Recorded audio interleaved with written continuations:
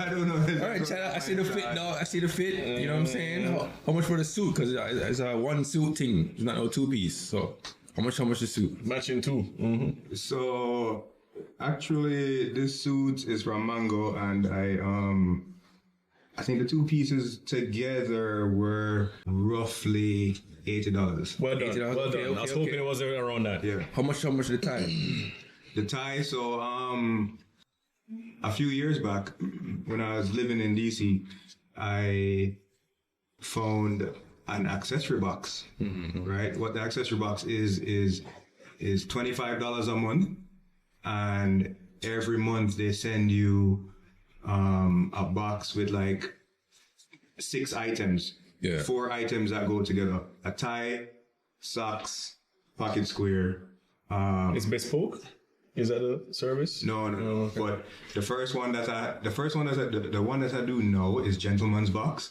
I forgot what the first one that I did. And then they send you other stuff. They send you like a watch, a ring, a bracelet, whatever.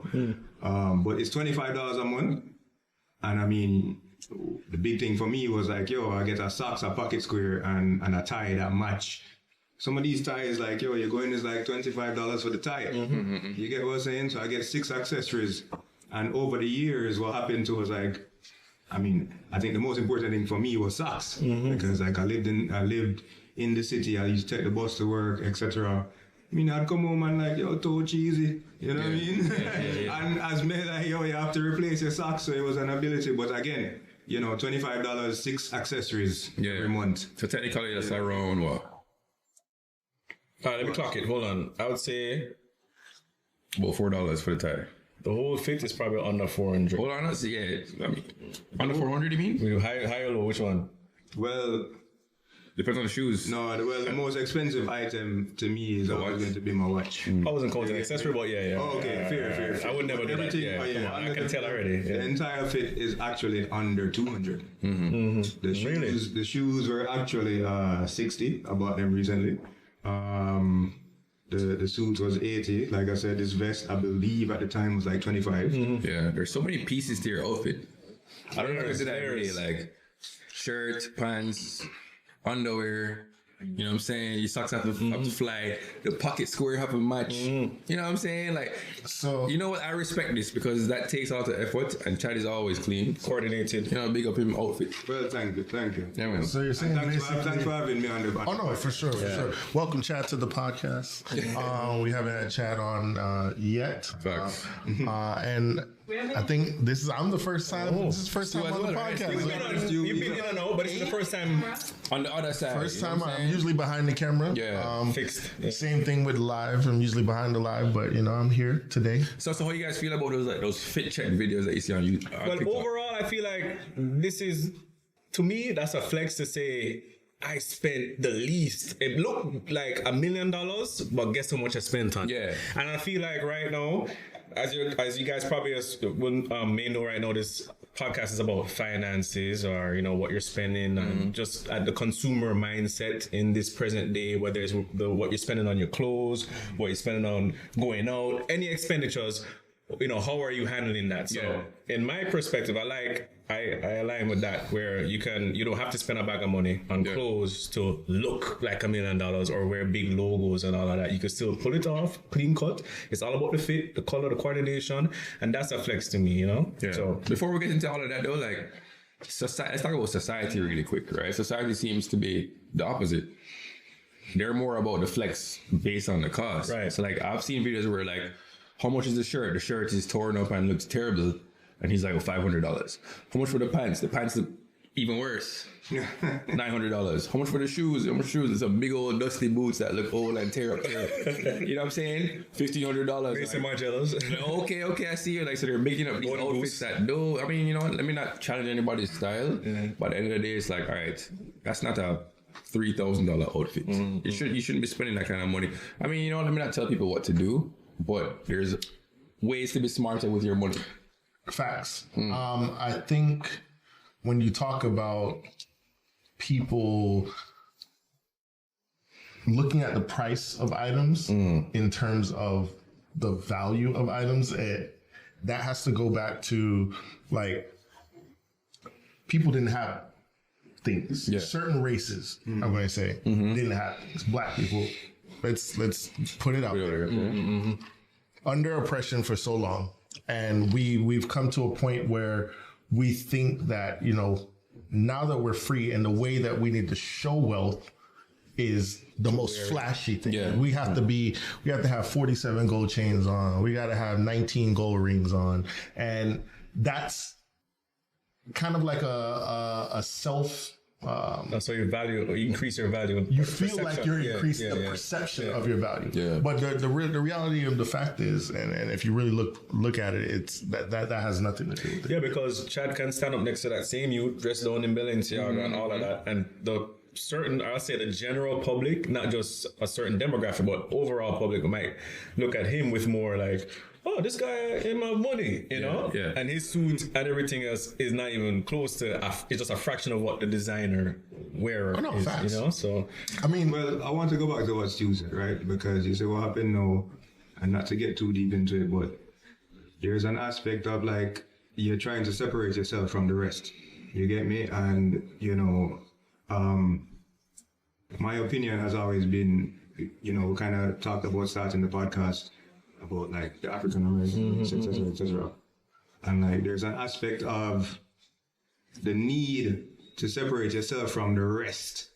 You get what I'm saying? That, you know, instead of figuring out how to be like a collective race, you get what I'm saying? To advance each other. You know what I mean? In my opinion, it's like we're all trying to stand apart.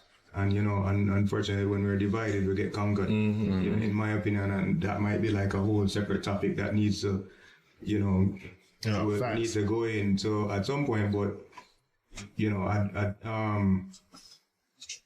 unfortunately, people might, there's people out there spending them last just to try to stand apart. Stand out, yeah. You get me? And look at what was it, the Chris Brown concert in Jamaica? People were taking loans. right. Taking a loan to go to a concert for status. for status. Yeah. I've been there. I was there at Chris Brown concert. It was funny, like you mentioned that about Jamaica too, because I was just talking to someone that's been in the banking system in Jamaica for years, right? And they were telling me that lots of people are overextending themselves to take out loans to buy flashy cars. Everybody drive BMW on there, and I'm like, Last time I went to Jamaica, bro, like I'm seeing M3s, I'm seeing all the nicest BMWs, all these nice cars on the street. And it's like, yo, I know money's in Jamaica, but to this extent, like where most of the cars you're seeing are like expensive cars, you know what I'm saying? they cost double down there. Yeah. Over here. Yeah, so people are actually getting their wages garnished over cars and things like that. So I kind of want to talk to you guys about like your views on like finances growing up, right? Like, obviously, I know you guys, I know Reese, I know Chad, I know Stu, you guys are all smart when it comes to your money, right? So like, what was your mindset on spending and doing the right things to get to a place where you are today? With me, my story is I pretty much had a financial awakening. I had good credit really early, and I let the credit card thing get out of control. So that turned me into a certain, I don't know what to classify it as, but it made me into a certain animal where I look at money differently from that, because I knew where I was coming from and I vowed to never make that mistake again. Not only learning from a mistake, but just doing even better than, than you were before. Yeah. So I started looking at credit differently. I started using it to leverage things, like my sneaker business. I say it popped off in 2020. I thought that would be the worst time to start a business, but it was actually the best time to start a business because everybody had money. The quantitative easing and the stimulus checks and you don't have to pay your rent until XYZ. Yeah. So everybody was like, I have it. I'm going to live my life. And online e-commerce was booming. So I started leveraging my credit cards instead of using it as a consumer. I started now saying, I'm going to spend my money on this credit, especially if it's like a 0 APR, and I'm going to get as much product as possible. Yeah. Then I'm going to flip it and then pay off my credit card. And then that's when I started having a better understanding of people have choices with credit cards. You can either spend it and, go into debt and pay late payment fees and interest and make it snowball, or you can use it wisely and, and make it work for you. Yeah. Thank you. She's been a witness, obviously. And then, whatever. So I think for pretty much going back to the beginning, I had to be broken pretty much financially to then be more appreciative of what my finances are and how I'm spending my money and the worth of like, I'm not spending money on that, or I'm more watchful of what I spend. Yeah. So I've heard so many stories about people talking about like they hit rock bottom before they went through like a level of success in their life. You know what I'm saying? Like they had to go through the worst to understand that they don't want to go back there. right. I can speak to that. So, to answer the original question, growing up, my mother, we ended the last podcast talking about dads. My dad, I knew him, but he wasn't present. My mom was my mom and dad. I used to give her Mother's Day cards, Father's Day cards. Don't get me wrong, I knew my dad. But my mom taught me from a young age to start to save because she was a single mother. And I have an image in my head of one time when my pops came by. Because funny enough, my dad lived in Portland. And he used to come into Kingston on the weekend and he used to stop at the house because he used to use the bathroom. You know what I mean? But I have an image in my head of like, the man walking away, my mother was running behind the man like, need some money, dog, you know what I mean? But how my mom started teaching me how to save was, she was like, she used to give me Americans call it allowance, but I don't remember what Jamaicans call it. But anyway, I used to get my lunch money. There we go. You know what I mean? I used to get my lunch money, $100 a day. And mommy was like, whatever you save at the end of the week, I'll match it. You get me? That's a 401k right there. Yeah, but hold on. Me, start to, because a lot of you don't know me before, it's like, I used to be very skinny, though. You understand? So, I never used to actually buy lunch. I used to just go around and like beg people a cap full of them soda. Or ask with a patty crust or some shit. Don't ask me why I was doing that because mommy was matching the money at the end of the month. And it took mommy a while to catch on, because she was giving me the $500 at the end of the week, Then eventually one day she's like, wait, I gave you $500 to buy lunch. Yeah, but and I'm giving you. Wait, you're not eating lunch? Not eating food. You're not picking up on it, and but she taught me from a young age to start to save because she was very frugal. Because she had to be, to survive. She was a single mom for the most part, and she was the one that taught me to start to save. And then migrated from Jamaica, because something we didn't touch on, and I'm going to bring it up, we talk about the current generation, and what the current generation didn't go through, that probably all of us went through, was the recession. I graduated undergrad in 07, right before 08, Lehman Brothers crash, Recession, recession. I spent 3 years looking for jobs. Decent job, yeah. I was on unemployment at one point in time, etc., etc. So like, I knew what it was like to scrounge. You understand? Yeah.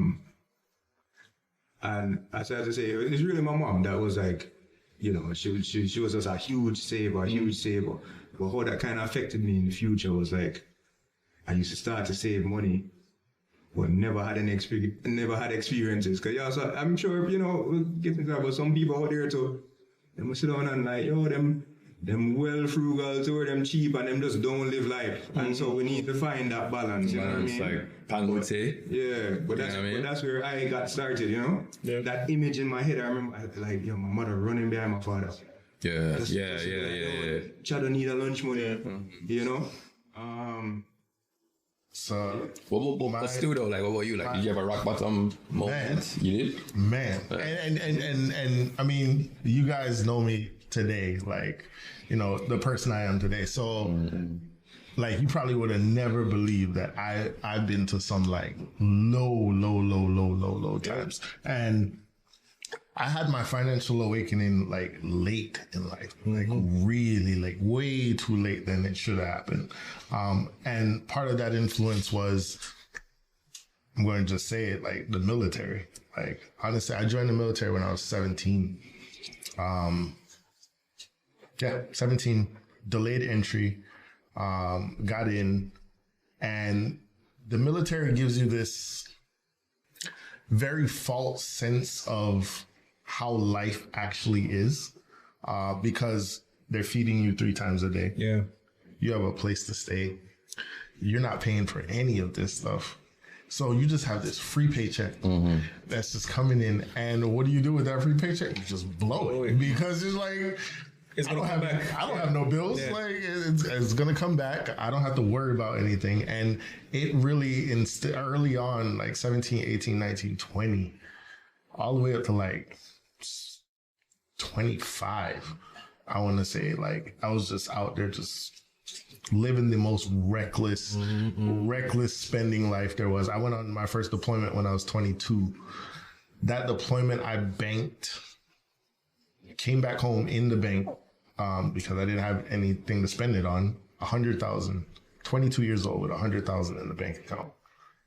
And the minute I got home, like, I guarantee that 100,000 lasted maybe like 3 months. 200,000 in 3 months. Literally just giving money out, throwing money out, spending money everywhere. Were women involved in this? No women. Well, unless you count my grandma, but but no. I was like, I gave grandma 30 grand. I gave this friend 5 grand. I gave this friend 3 grand because I had it. Wow. You know, and I was just like dishing out money to everybody until I was like, hold on. I don't have no money now.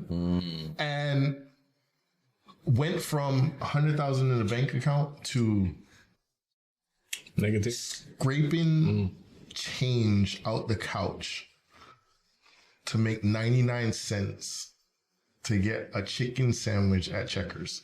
Yeah, I remember those days, man. Checkers still open, by the way. Yes, Checkers is still open. That's off topic, but go ahead. Yeah, But I feel like, I mean, and it took that. That's what it took. Literally for a year, scraping out the couch to get 99 cents. Imagine not being able to find 99 cents. What were you thinking at the time, like knowing that you just had all this money? I know you're like scraping money to get a sandwich. Yeah. What were you thinking through that process? Humbling. Like, yeah, literally. I mean, it's the most humbling experience you can have. It's like, wow, I literally blew all this money. Was there any anger? Any like, you know what, bro, come on. So I've never been a person to be angry at myself. Yeah. I'm a very solutions-based type person. Like, I've always been a solutions-based type person. So if I put myself in a situation, I'm gonna find a way out no matter what. And I don't believe in beating myself up during that process, in that process, because it's not gonna help me, you know, solve the problem. So, like, I see, people in my life that are very hard on themselves. Like, they don't accomplish something, they don't get a good grade, they don't. Everything just rattles them, and they get emotional, they cry, and things like that. And to me, it's just so foreign to that, feeling, because I've never been like that. I can't change what happened, so there's no reason in me like upsetting myself about, that thing. Yeah. So how do I fix it? Yeah. And that's just how I've always operated. That does something to, this hitting financial rock bottom, or that's what we're gonna call it, right? Crashing out financially. That changes, at least for me, that leaves a scar on you. So like after that, people might say I'm cheap or whatever it is, but I know what I'm doing. You get what I'm saying? You can say I'm cheap if it didn't have results, if it wasn't showing something else. But I don't see it as cheap. I see it as like frugal, because once you were in a situation that kind of have, I guess, financial PTSD with it, you're never going to be the same after that. You're going to look at things differently, So the funny thing about it is, it's that a lot of people, it's not really a matter of being cheap. It's a matter of figuring how to do the same thing you want to do, but do it smarter. Do it smarter. And So, take your time too. Don't like be rushing people, get for to example, it. Yeah. Africa. I just came back from Africa. 2 weeks, 2.5 weeks in Africa. Trip costs probably around like $11,000, like total. But a lot of people would think like, oh, Yeah, on the whim. I dropped. Yeah. I just picked up in July and I was like, yo, I'm gonna drop 11 grand on a trip to Africa. That's not how you plan things like that. Those type of expenses. You plan those things well in way in advance. So like saving for big trips. A lot of people don't even know that that's a thing. Like putting money aside to get to a big trip. A lot of people think you just have to in that month that the trip is credit happening. card and I just need we to go. swipe my credit card and do it. Nope. And those are the little educational tips that people don't understand. Like I plan any big trips that I take, we plan them like years in advance. So I can caveat to that, right? There's a point in time that like I was the same way. So, you know, when I finished undergrad, middle of the recession. So like I was working at a temp job, like temp services and unemployment in between. And I did that for a few years until I ended up going back and getting my master's. And then getting my master's, some people talk about like, should they get a degree, should they not? Yeah. It helped me, because I moved to DC and, I lived there for 10 years and like I built my career, right? But there's a point in time to like, when I started, making a decent salary, at least fortunately for me, again, my mom, who know how to live frugal. When I first moved to DC, a lot of people don't know it's like, I lived in a basement apartment with no heat, no AC for years. That's rough, dog. Basement apartment. He said DC, by the way. Yeah, he said DC. Yo. No AC, no Carpet on the floor, though. Yeah, man, I had a Good. I had a little space heater that just ran year round, one of the radiator ones, but I saved, quite a bit of money. But then unfortunately what happened to was like when I finally moved out into like a nice apartment or whatever, then, I started blowing the money. Yeah, right. But the point I'm actually trying to make is an awakening that I had, that it came with finances, it actually came with, love, stuff like that. Is like there comes a point in time of your life that you have to start to live deliberately. Like what Stu just said. Yeah. You can still do the things you want to do. You just have to figure out how to do it smarter. You get what I'm saying? So like, for example, with me, everybody know I like to dress up, I like to, travel, whatever. But then I figured out a way to buy my clothes cheaper. I figured out ways to buy trips cheaper. There's stuff like, boy, you get on Hopper, and you buy, or you buy the flight on a Tuesday night at like 11 p.m. or 3 a.m. in the morning. You know what I mean? So it's like, Listen to these hacks, guys. yeah, There's so many hacks out there. Right, but for me, especially with clothes and stuff too, it's just like, I actually save my money and I wait till December 26th. Everything goes on sale. You understand? Exactly. Everything. The first set of suits I bought, I went to Men's Warehouse and they were running a 5 suit sale for $500. One suit was $200. You get Those me? are good suits. Right. You know what I mean? Classic man hack. And so I got 5 suits for $500. And then I had to get the alterations, but like with the alterations it was another $500. What the guy told me in the place was like, him say, yo, Shadow, I never know my name, but and he was like, Take it somewhere he else. said, buy the suit one size up and then alter it down, because the suit had, and maybe we'll get into a fashion podcast. The suit itself actually has a size inside of it. You get me? So it can be altered out one more size. So if you actually wear a 38 jacket, you can alter it out to a 40. I never know that. So what I did was I bought a 40 and alter it back down to, well, at the time I was not 40, I was 38. You get me? So, but anyway, the long and the short is I bought the suit one size up and altered it 2 sizes down. So then you get free alterations. So basically, as you age, as we age, you know what I mean? Just pop the thread. You get free alterations, you bring the suit back and you alter it 2 sizes up. Some of the suits, if any of you see me on IG, some of the suits I've had literally since 2016. When you were skinny. Hey, you said it. You said it. Hello, sir. But anyway, the point is, no, there comes a time that like, yo, we can talk as men, like we learn our hacks. We're like, yo, you learn how to buy your clothes or buy your, buy your travel things, whatever, like, we can get into credit cards. Credit cards have benefits, whatever. The big thing that I learned again was just, you live your life deliberately. And to me, money is actually psychological. Mm-hmm. You get me? It's a psychological thing. You have to eventually program your brain to say like, what do I want to achieve? Yeah. What do I want to, Money's just a tool.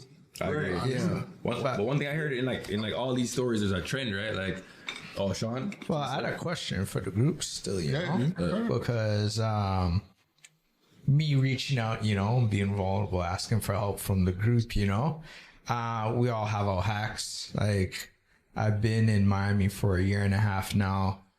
Credit's pretty nice, got some money in the bank, but I'm chasing the one thing that everybody seems to be chasing in America, and it's a home. Buying a house, yeah. Good talk. And I don't have that kind of lapped up, and I kind of want to ask, like, what advice is there? Like, I got the advice right here, because I'm passionate about this. Yeah. All right. When buying a home, what I've learned, your debt to income ratio, it don't matter how much you make, it's how much you're spending, and what counts is your vehicle, your monthly payment on your credit card, whatever your child support. So don't be having too many kids that you can't afford, Live deliberately. Yeah. They look at all of that, and you may not think like it's a lot of money, because you might be like, I'm spending $300 on my car note or $500 or whatever. It's just when the bank wants to qualify you for X mortgage, they're saying, but you're spending this much, and then it really puts your income into perspective. Like, damn, I'm spending what? Your debt to income has to be 50% of your income. It's just certain things that I'll say. So don't go and get a expensive vehicle or you might be able to afford it, but it's setting you up for failure in the future for your plans, and you're going to realize that when it's too late because you already have this loan. What about the kids that are in college right now and they're like racking up student loans and debt from school? Well, let me get. Does that? Can I? Well, let me get back to. I actually have a caveat to that. So like, if I'm being honest with you, Sean, like, if you say you want a home, but the truth is you have to ask yourself, why do you want a home? You know what I mean? Sir. No. Why do you want a home? Well, is it because then we're going to get back to psychology? Are you trying to separate yourself, from this? Does having the home mean you accomplish the American dream? You get me? Does it mean you get to flex on your friends or whoever you're doing? I just said, what does it mean to you? Like for example, I bought my first home because I was trying to escape rent increases. You get me? Like that was why I bought my first house. But in the present environment, no, if you are going to buy a house, you're going to come up with, the interest rates right now are not designed for you to actually buy a house. They want you to not buy a house. Yeah. So if you decide to buy a house, be ready to pay. Yeah, what you have to think about now is like, I am going to cut out all that, I'm going to cut out all the, push 8%. Right. I'm going to institute austerity measures in my life. You understand? And so you have to become psychological with it. And a big part of that too is like, you have to be able to look at your friends and say no. Yeah. You know what I mean? Yeah. Happy hour today? Nah. Them Christmas gifts? Brunch today? Yes, Kaki Man, he said so, but... said so. But, you know what I mean? But Balance. let's just be real now. What and is choose. happening, Yeah. you know, like I think, like I kind of go big picture. You get me? So money is psychological, and there has to come a time when you have to just be like, yo, no. You can look at your friends and be like, no, I cannot do that right now. You get me? You know, and your friends should be able to understand. Yeah. You get me? Yo, dog, we'll just buy my house. And from the ones, and they can compare at the house. You get me? And, you know, do not be afraid. Yo, if your friends are your friends, do not be afraid to talk to them directly. You get me? Yeah. And, but anyway, back to what you're saying just real quick. It's just, if you're going to buy a house now, I'm actually not saying don't. Just know that you're going to pay, the strategy right now then is if you're going to buy a house now, you're going to have to refinance out of it. I was just about to say You get that. me? So, you know, buy the house, cut every extra cost, bro. You know what I mean? And you know, and then plan to refinance out of it in a few years. And if it's something that I can help you with, is I can actually build you out an amortization spreadsheet. And I can show you how much you'll spend, how much your payment would be, etc., and how much when you refinance out, etc., etc. You get me? Because the truth is, you know, if we talk economics, housing prices are actually not going to come down. No. So I will say you can buy the house. You just have to just be like, yo, dog, I will buy this house and I'm going to live house poor Right. for a couple of years. Well, money poor, house rich. Well, Yeah. I think, You get me? I think even all of us in the room in the past year or so, we have had conversations where we have said, yo, the market is gonna crash soon or whatever. Yeah. And I have always thought about it and I'm like, yo, that is not gonna happen. It's not gonna happen anytime, especially in certain areas. Not you have areas called desirables. So you see South Florida, New York, certain places. Will always be. Even if it crashes a little bit, it's not gonna crash to that extreme point where everybody think, oh, yo, I can get this place for dirt cheap, right? There may be like, you know, like a fluctuation between like the interest rates or stuff like that, or maybe a small fluctuation in the home prices, but not anything drastic to that extent. So if you see something that's worth your while, go ahead and do it, but you have to just do your checks and balances. You have to have plans, yeah. See, and that was a counter piece to the question that I had was I can definitely live in the world and rent. Like my current place is lit. My rent is $1,700. I am proud of that. Well done, by the way. Very good. Well done. Right? I have no commercial debt. Other than my car note, I don't owe money. Okay? So the place where I'm at right now is, yes, it is not the best asset to invest in right now in a mortgage because of interest rates. No. But where else am I going to get that leverage to take on owning an asset like that? Because the future of what that can create. So if you lost your job today, could you pay all of your expenses, including your rent and car payment and stuff?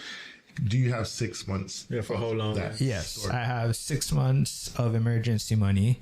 I also have health insurance money, and then I have about $5,000 of FU money. Dave Ramsey will be proud of you right now. It took a long time, Yeah, it's work. and It's effort. the discipline's there, right? Like when I chose to buy my car, like that wasn't supposed to have been the purchase, but at the same time, I got pissed off last year when y'all knew about my shit with my visa. I was frustrated. And like the fact that I bought my car and had to give it back and all of that, I just wanted to buy something for me to be happy Which with is at nothing the wrong time. with that. Yeah, nothing wrong with it, you know?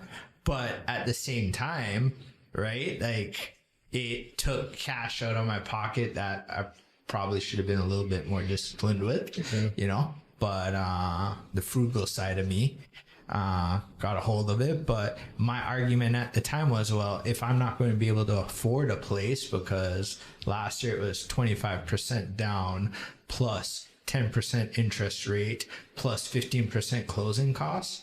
Like average host price right now means that I need 100 grand just to make that deal happen. So that's why we have these conversations, and this is probably a whole different conversation that we have to have, but a lot of people don't know enough information about how to buy a house or how to qualify for one. You know, I once thought that it take a bag of money just to buy a house. You know, it really doesn't. There are programs out there, that FHA and all of them thing there. And FHA is actually geared towards people that don't have enough money up front and have not as favorable credit. That's what. By the way, this is not financial advice, YouTube. Do your own research. Yeah. Anyway, there are things out there for that. So yeah, you won't be able to. Yeah, it's based on what you can afford. So it's just getting on YouTube. Literally, that's what I do all day. If I'm watching YouTube, it's on some educational stuff, and I learn so much from these different things that my mother teach me most of my finances, but certain things that you're not going to get from just one person. You have to just absorb as much as you can, and then you'll know what's out there. I'm still learning these different loopholes. You know, that's a whole different taxes, all of that. But anyway, so if I may, right?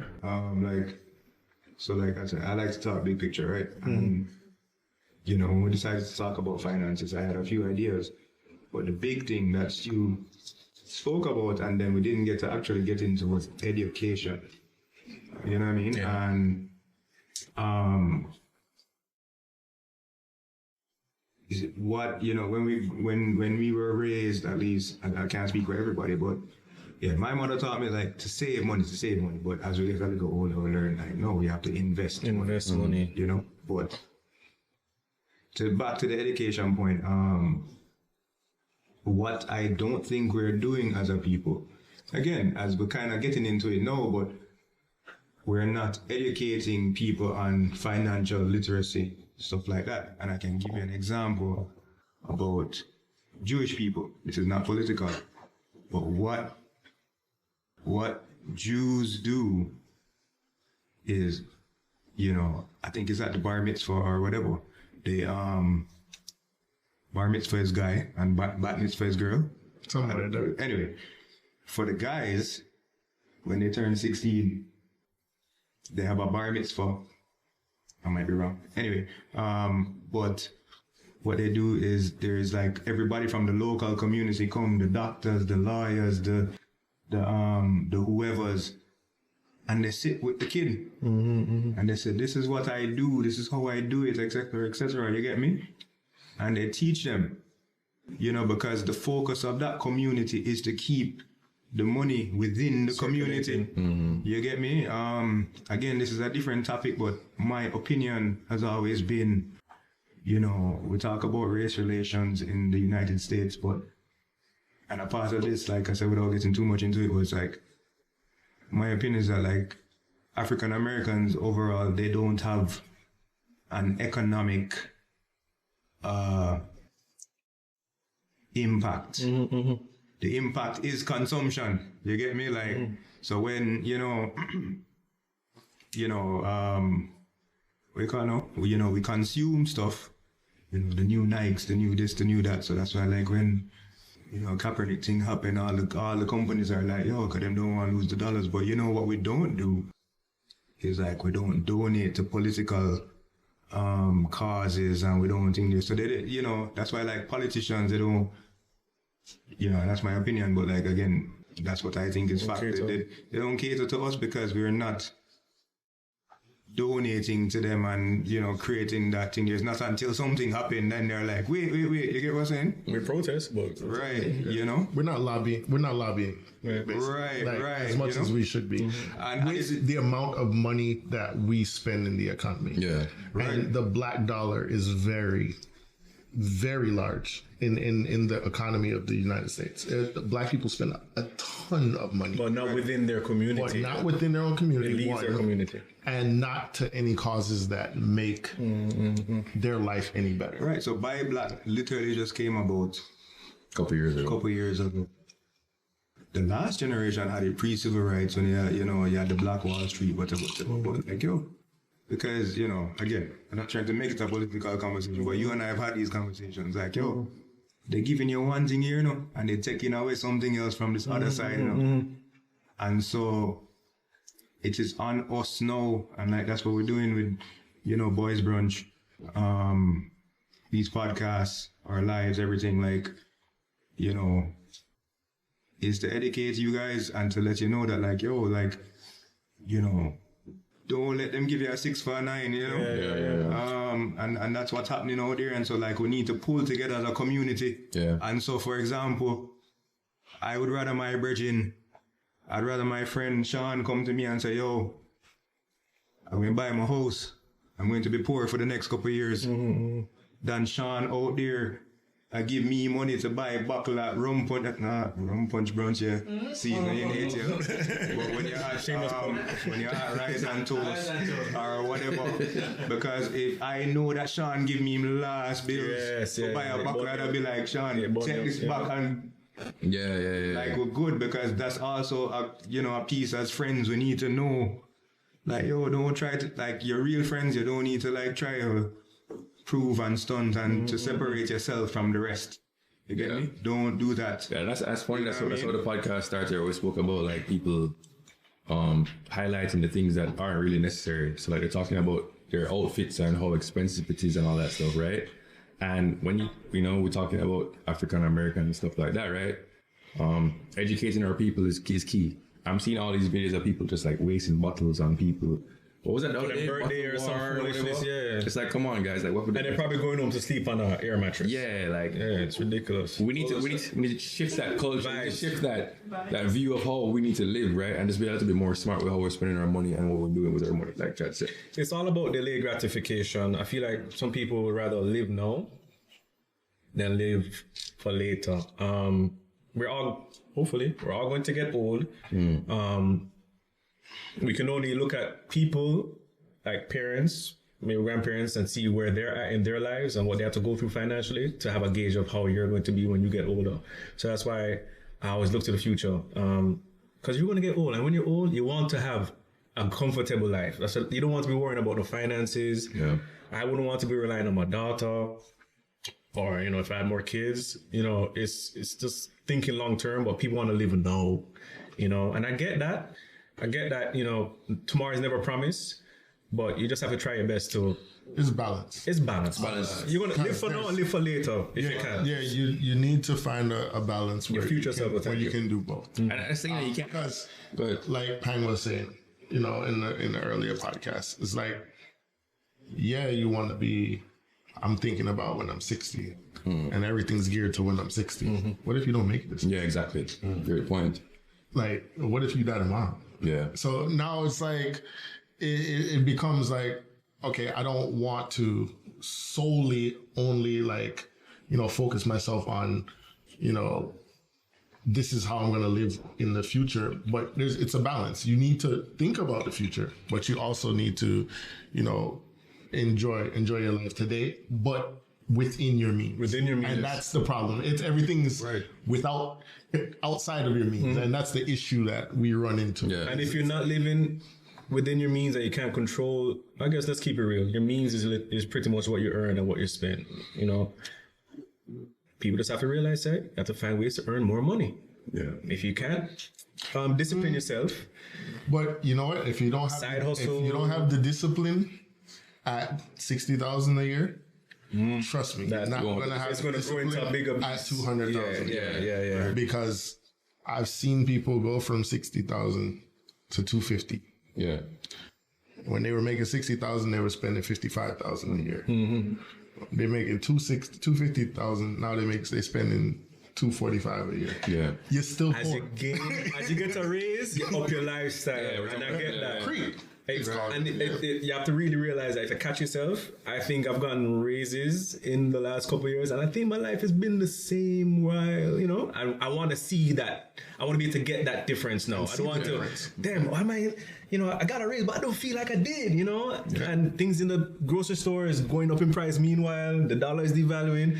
So you really have to watch exactly watch your speed. Yeah, I think KB and Juby have said it in the past.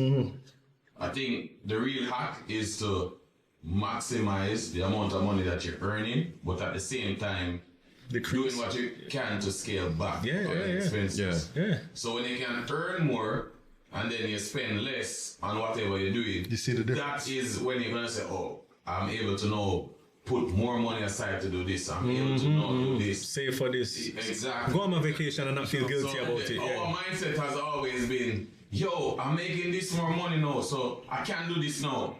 But then you're still poor. So you're making 200, 300K, you're spending 290K. Yeah.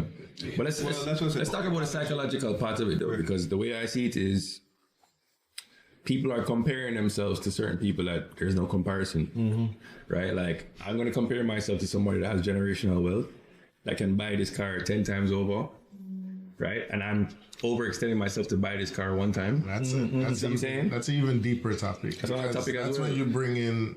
That's when you bring in the influence of social media. Yeah. Bring in the influence of media in general, society, regional, like location-based, pressures. Yeah. You live in Miami, you need to drive a Lambo, you need to have Truck. a Mercedes truck. Like a lot of these things play, because I guarantee you, if you go move to some podunk town in the middle of like Kentucky, you're not worrying about driving a Mercedes. Yeah. all about You don't work. care. Yeah, You know why? what's Because no surroundings one is are- driving a Mercedes. And that's why I want to talk about like the psychological part is huge, bro. Like we can't be trying to just live a certain lifestyle. Like we need to be more smart and more clear what we're doing, right? Like if you don't have $100,000 in your account, right?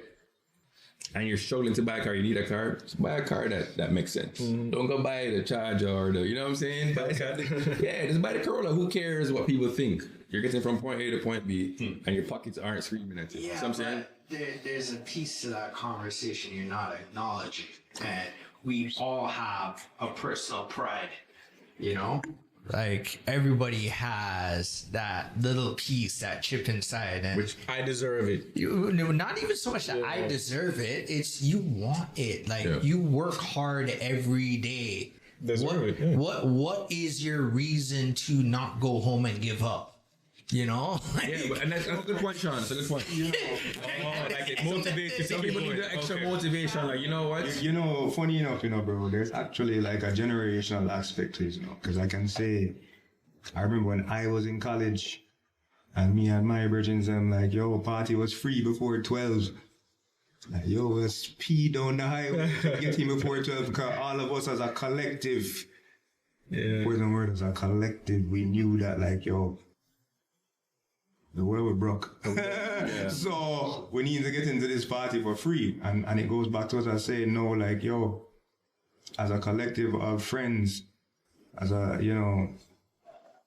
we need to pull together and like, Look out not for each other, compete best with each interests. other. Yeah. You know what I'm saying? And then you extrapolate that to, as a race, Yeah. we don't need to be competing with each other, because, like, again, if you want to get into, slavery and history or whatever, like,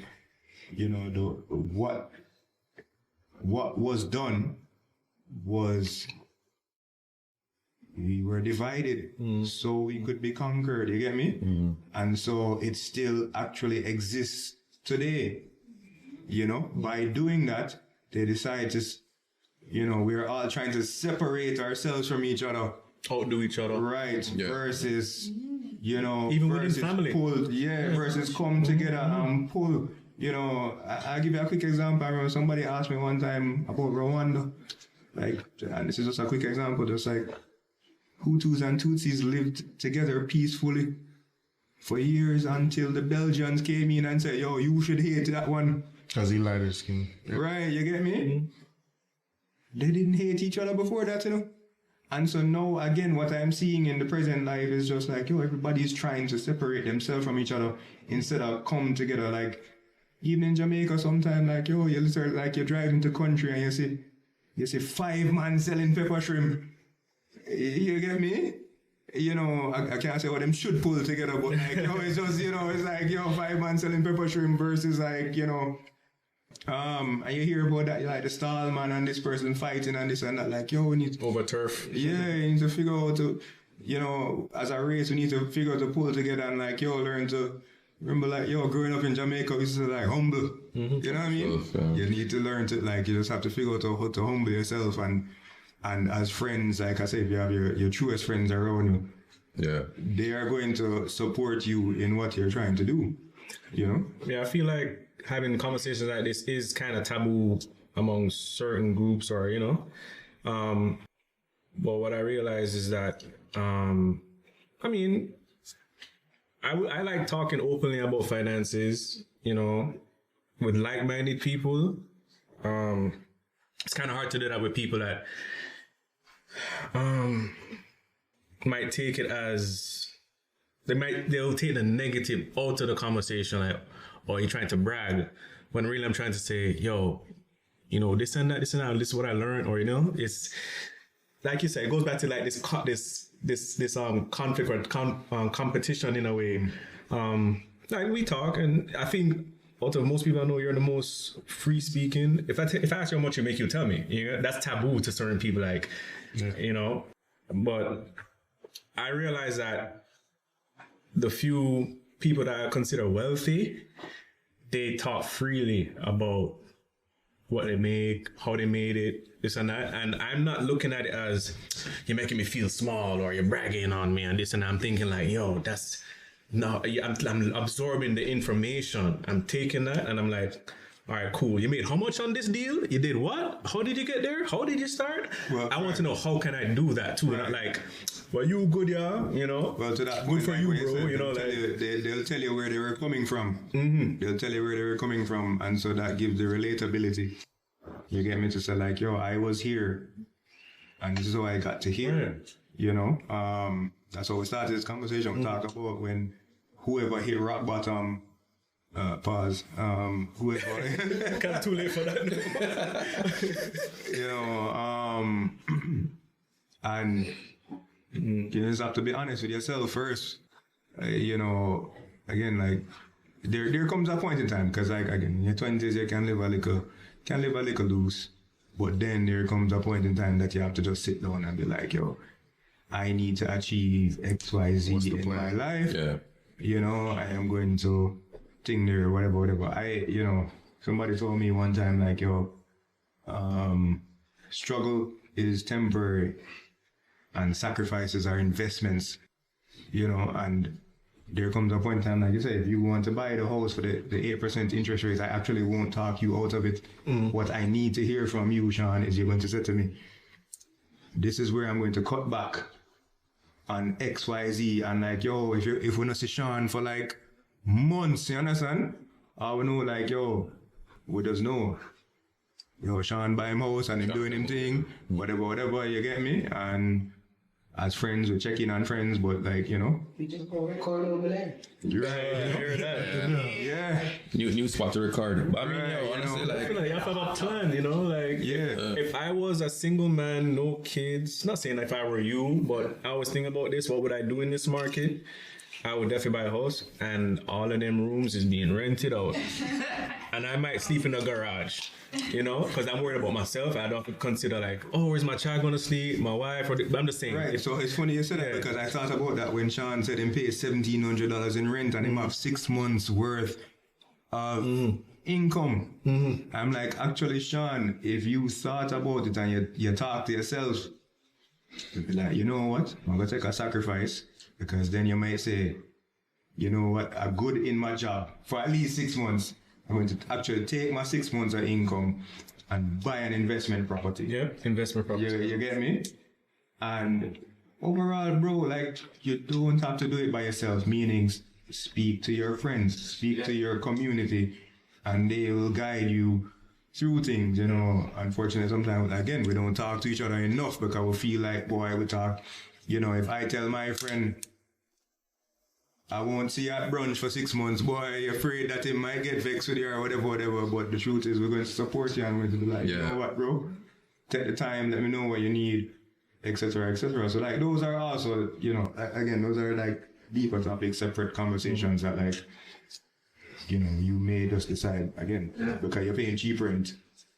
You can go buy a house and rent it out like Reese just said. Yeah, and there's another piece to the conversation as well, right? Like, let's just table it because we're having the conversation for finances, but there are other things I could also do with my money, right? Like investments, like I actively invest 25% of my paycheck every week, you know? So like, yeah, have I had choices and decisions? Like, could I do the investment property? But no one knows what the right choice is right now. No, and that goes back to what I just said. Or the right time. You speak to your community. Yeah. You get me? You speak to your community, you know, this because again, this is all psychological. These are all topics that we've touched on. I mean, it's my first time on here, so I use the word we loosely, but we talked about, you know, mental health, community, you know, stuff like that. And I will always advocate for like, yo, talk to your people, you know. So again, you're thinking about doing something, don't do it sure you're alone. surrounded by the right people. Yeah, don't do it alone. Talk to the Talking people to a around friend you. of mine, you know what I mean? That look like me that's robbing people for money. Ski mask square right here. If you go and rob people for money, don't do it alone. Ask right now to rob somebody with you. Yo, You but never honestly, know. You never know. it was a great talk though. I feel like, you know, the main point is educate yourself, right? There's going to be ups and downs. You don't really want to continuously be going down because of uneducated decisions, right? So educate yourself, like Chad said, if you have the right people around you, talk to them, get advice. You see what I'm saying? Let people know your intent, because my wife and I, we met so many people. Yeah. I wouldn't say we're real estate investors, but let's just say we're going to be hopefully one day. So the best time to learn about these things is not when you're about to buy a home or you have something. You got to learn. You got to be a homeowner before you years in advance. So advice. you're just ready, you're prepped, you're primed, and you're not scrambling and you're going to make the wrong decision. You have to know, even if the home buying is like the most remote thing to you, learn it from now, and then by the time that opportunity hits you, you're ready. So yeah, like you said, just be, let people know your intent, because when we talk to people, we get so much back, like, oh, if I wouldn't have mentioned this little piece to somebody, I wouldn't have had this link, or they wouldn't have put me on to this person. So I can caveat that, right? Sorry, Ryan, I know we're closing, but Yeah. And I'll give you this real quick. To like, yo, cause we heard this growing up in like, and I've lived by this. There's these two types of people in this world. There's people who hear and people who feel. Yeah, yeah. So like, do not, again, when you talk to your people, you're here, because if you decide you want to like go it alone, whatever, again, like, Reese just said, and I've kind of been there to like, when I jumped into the home buying, my first closing fell through on closing day. So, and I didn't feel, but I learned a lot from it, but you don't want to be one of those type of people that feel in this world. That's just, there's a lot of knowledge out there. So like, be the person that hears and not the person that feels. Yeah. there's no need to go that route of making mistakes when you have people around you. So. Yeah. All right. Well, Chad, respect. Good advice tonight. Reese, you as well. Good talk. Hey, Good talk. another episode in the books. Boys Brunch Pod. Hey, make sure you guys subscribe, follow, subscribe. send it to your friend them. You know what I'm saying, so that they can do all that same stuff. I just want to throw on, this is a different topic than we usually, talk about. We like to keep it diverse, but at the same time, we're trying to reach the biggest audience that we can. So some weeks it may be about, dating and girls and that type of life, and some weeks it's about, real deep topics: fatherhood, parents, finances, the Black community, the community as a whole, the world. So just, take that with a grain of salt when you're looking at these episodes and you're watching back. It may not be what you're used to, but just take a listen, because there's definitely some gems in there. Yeah, relevant topics. So, hey, thanks for watching. Boys Brunch out. Out. Yeah. Let's go to the strip club. Hey, let's go blow it. Vibes.